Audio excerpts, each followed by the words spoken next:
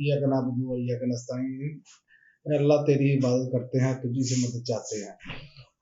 नाज़रीन, आज की जो अहम खबरें हैं उनमें प्रैक्टिस एंड प्रोसीजर जो एक्ट है वो, दूसरा जिना हाउस के हवाले से ज़मानतें मंजूर हुई हैं, और तीसरा इसराइल जो है वो वहशी बन चुका है और तमाम इंसानी हकूक़ की जो चीज़ें हैं उसको पामाल कर रहा है। सबसे पहले बात करेंगे प्रैक्टिस एंड प्रोसीजर बिल जो है वो बरकरार, सुप्रीम कोर्ट ने फैसला सुना दिया। और सुप्रीम कोर्ट ने, एक बात मैं आपको बताऊं, दिखाया कुछ है और मारा कुछ है, क्योंकि जो लोग लड्डू मिठाइयाँ लेकर बैठे थे कि अभी हमने खानी है, अभी हमने खानी है, उनको उल्टी लेने के देने पड़ गए हैं। सुप्रीम कोर्ट ने पार्लियामेंट के बनाए कानून को बरकरार रखा। सुप्रीम कोर्ट ने 10 की अक्सरियत से फैसला सुनाया। 5 जजेस ने फैसले से इख्तलाफ किया।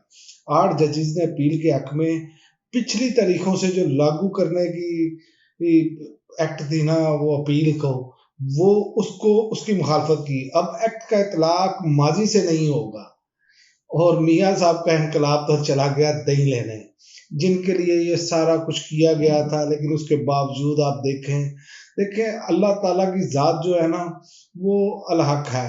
अल्लाह ताला हमेशा जो है वो जो अपनी तदबीर करता है वो उसका किसी को अंदाज़ा नहीं होता। अभी तक तो यही चल रहा था कि ये किसी ना किसी तरीके से जो है ना कि ये मियाँ साहब को जो है वो हक मिलेगा, और नाहल तरीन जहांगीर तरीन साहब को भी जो है वो हक मिल जाएगा। लेकिन याद रखें कि अल्लाह की ज़ात बेहतरीन तदबीर करने वाली है, और अल्लाह पाक ने देखें कि जो लोग अपने ज़ाती मफादात के लिए ये काम करते हैं, फिर उनके लिए अल्लाह ताला कोई ना कोई ऐसे लोग चुन लेता है जिनसे फैसला आ जाता है, जो इन चीज़ों के खिलाफ डट कर खड़े हो जाते हैं।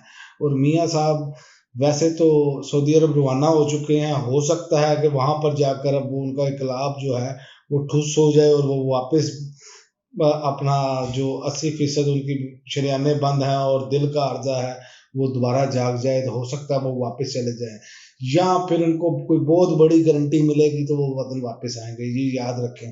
वरना मियाँ साहब ने आते अगर उनको जेल जाना पड़ गया तो फिर ये भी काम लटकाया जा सकता है और लंबा हो सकता है, ये आप बात याद रखें।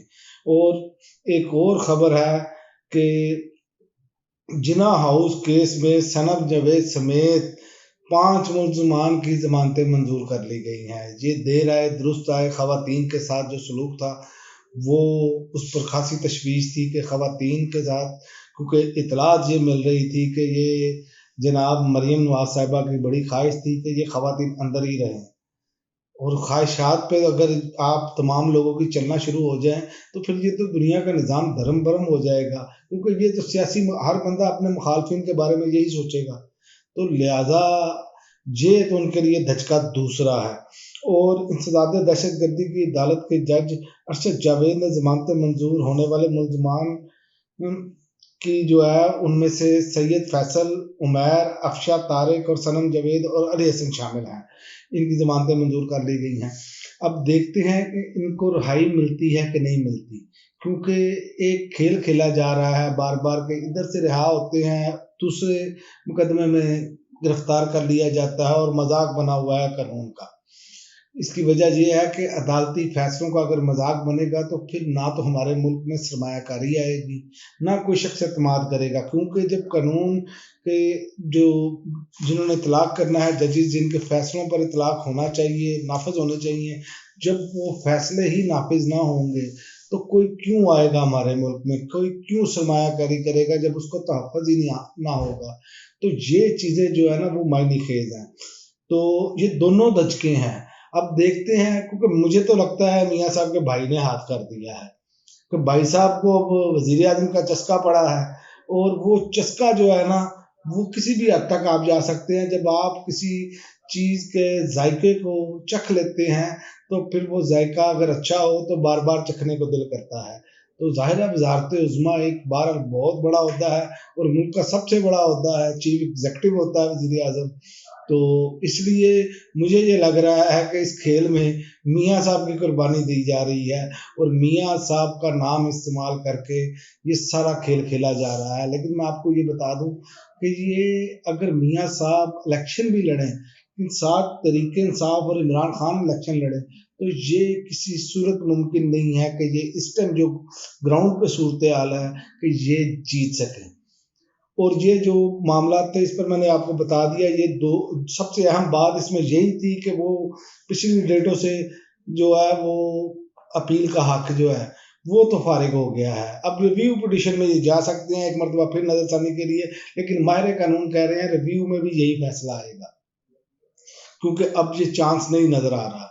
और दूसरी एक अफसोसनाक खबर है, इसराइल का गजा पर फास्फोरस बम इस्तेमाल जो किए हैं उसने इसराइल ने, इस पर फलस्तीनी हुकूमत ने सबूत भी पेश कर दिए हैं, और ये इंतहाई अफसोसनाक अमल है।